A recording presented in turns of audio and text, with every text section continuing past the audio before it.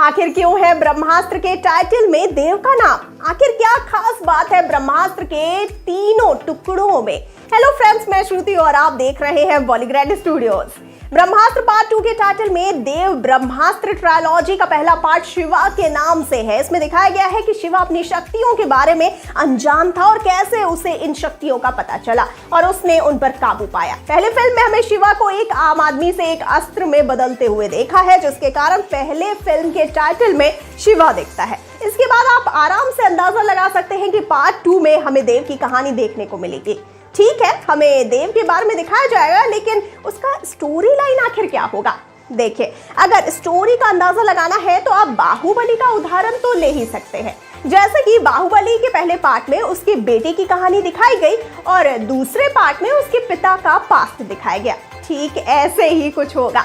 इसके बाद हमें शायद थोड़ा सामरिक सीन भी दिखाया जाएगा, जहां देव बाहर आने के बाद अपने बेटे को देखकर फिल्म में एक फिर दूसरे दो की कहानी समाप्त होगी। फिर तीसरे पार्ट में हमें देव अपने बेटे को मारकर ब्रह्मास्त्र प्राप्त करते हुए दिखेगा, या फिर उसे अपने बेटे की ओर उठाकर किसी अन्य को गुंडा बताएगा। खैर, ये तो मैं बहुत दूर की बात कर रही हूँ। चलिए देखते हैं कि क्या ऑडियंस ब्रह्मास्त्र 2 का इंतजार करेगी या फिर नहीं।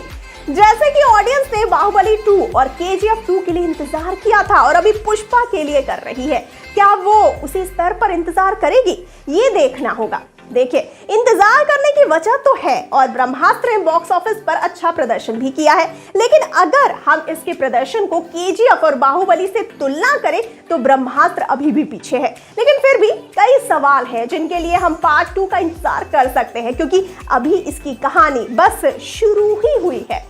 देखिए, देव पहले कैसा था, फिर उसे ब्रह्मास्त्र के बारे में कैसे पता चला, वो ब्रह्मास्त्र के पास कैसे आया, कैसे सारे अस्त्रों का उस्ताद बना, वो कैसे अमृता से मिला, आखिर में वो कैसे अंधकार की ओर चला गया, ब्रह्मास्त्र को हासिल करने की कोशिश की, अपने प्यार अमृता से लड़ाई की और आखिर में वो कैसे गुफा के अंदर कैद हो गया। क्या उस लड़ाई में अमृता मारी गई, और अगर मारी गई तो शिवा कैसे पैदा हुआ, और अगर उस लड़ाई में अमृता नहीं मरी तो वो जल के आग में बस में कैसे हुआ? उसके पास तो जल अस्त्र था नहीं। ज्यादातर तो हमें देव की गुफा वाली मूर्ति दिखती है, जिसकी मदद से जुनून शिवा के ऊपर पानी बरसाती है, लेकिन यहाँ कैसे आया? क्या देव ने अमृता के पास जल अस्त्र छोड़कर वो चला गया? क्या, क्यों, कैसे? ऐसे हजारों सवाल हैं जिन पर हम लोग ध्यान देंगे। ब्रह्मास्त्र का इंतजार करने के कारण है, लेकिन कब तक ये मूवी आएगी इस पर भी काफी कुछ निर्भर करेगा। ब्रह्मास्त्र मूवी में ब्रह्मास्त्र के 3 टुकड़ों को माया स्तर के 3 अलग अलग शेप में दिखाया गया है। मोहन एक साइंटिस्ट था, तो उसका माया अस्त्र वाला शेप दूरबीन के जैसा था। फिर दूसरा टुकड़ा गुरुजी के पास आता है और वो उसे नाव के शेप में जैसे माया स्तर में छुपाते हैं। इसका कारण ये है कि गुरुजी को पहले वो दोनों टुकड़े उस नाम से ही मिले थे। शायद देव और अमृता की याद में गुरुजी ने नाव की शेप में माया अस्त्र में ब्रह्मास्त्र के दूसरे टुकड़ों को छुपाया था। और फिर तीसरा टुकड़ा शंख के रूप में देखने को मिलता है। शंख को शिवा की मां की आखिरी निशानी के तौर पर दिखाकर डायरेक्टर हमें इनडायरेक्टली ये भी बताना चाहते हैं कि जल अस्त्र कोई और नहीं बल्कि शिवा की मां ही है।